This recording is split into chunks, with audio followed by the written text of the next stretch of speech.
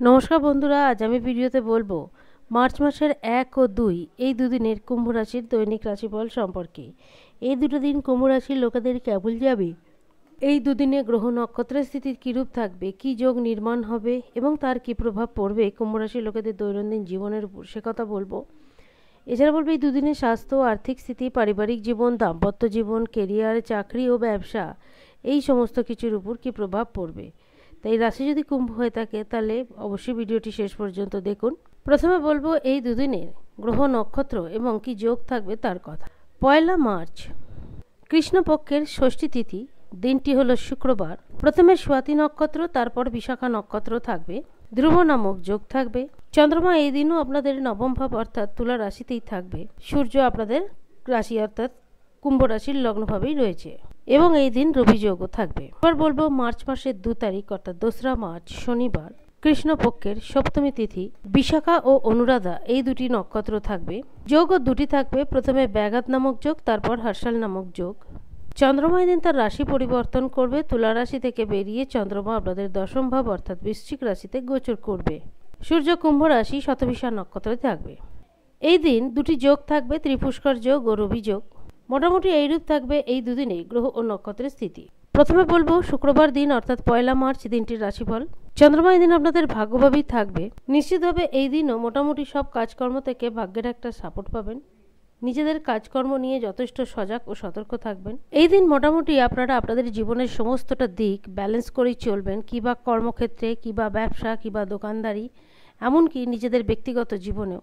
নিজেদের কাজকর্ম সঠিক সময় করে নেবার পরও যেটুকু অবসর টাইম থাকবে সেই টাইমের মধ্যেও আপনারা আপনাদের পছন্দ মতন কাজকর্মই করে থাকবেন। মোটামুটি আপনাদের আত্মবিশ্বাসও যথেষ্ট থাকবে। প্রথম থেকে শেষ অবধি দিনটা যথেষ্ট ব্যস্ততার মধ্যে কাটবে, কিন্তু তার মধ্যেও আপনারা সমস্তটা দিক যথেষ্ট ব্যালেন্স করেই থাকবেন। এই দিন সকালের দিকের সময়টা ভীষণ ভালো যাবে, খুব শুভ সময় বলা যেতেই পারে। প্রায় সকাল 9টা থেকে 11টা পর্যন্ত সময়টা, তাই এই সময়ের মধ্যে যে কোনো গুরুত্বপূর্ণ কাজ অবশ্যই সারতে পারেন। সাদা রঙের বস্ত্র পরিধান করুন, লাল রঙের জিনিস এই দিন বর্জন করুন, কারণ সেটা নেগেটিভ এফেক্ট ফেলে থাকবে। সবসময় পজিটিভ চিন্তাভাবনা করুন, মনের মধ্যে একটা পজিটিভ বিচারধারা বজায় রাখুন, তাহলে অবশ্যই কাজকর্ম থেকে ভালো ফল পাবেন। দেখুন, শুক্রবার দিন হলো মা লক্ষ্মীর দিন। এই দিন অনেকেই মা লক্ষ্মীর বিশেষ পূজা অর্চনা করে থাকেন। এই দিন মোটামুটি আপনাদের প্রেম জীবন, দাম্পত্য জীবন যথেষ্টই সুখকর হয়ে উঠবে। একে অপরের সঙ্গে খুব ভালো সময় কাটাতে সক্ষম হবেন। এবার বলবো 2রা মার্চ দিনটি কেমন যাবে। দিনটি হলো শনিবার। অবশ্যই শনিবার হলো শনিদেবের দিন। তবে এই দিন চন্দ্রমা আপনাদের রাশি পরিবর্তন করে দশম ভাব অর্থাৎ বৃশ্চিক রাশিতে গোচর করবে। দেখুন, দশম ভাবের চন্দ্রমা বিদ্যার্থীদের উপর খুব ভালো প্রভাব দিয়ে থাকবে, কারণ দশম ভাব হলো কেরিয়ারের ঘর, পেশাগত জীবনের ঘর।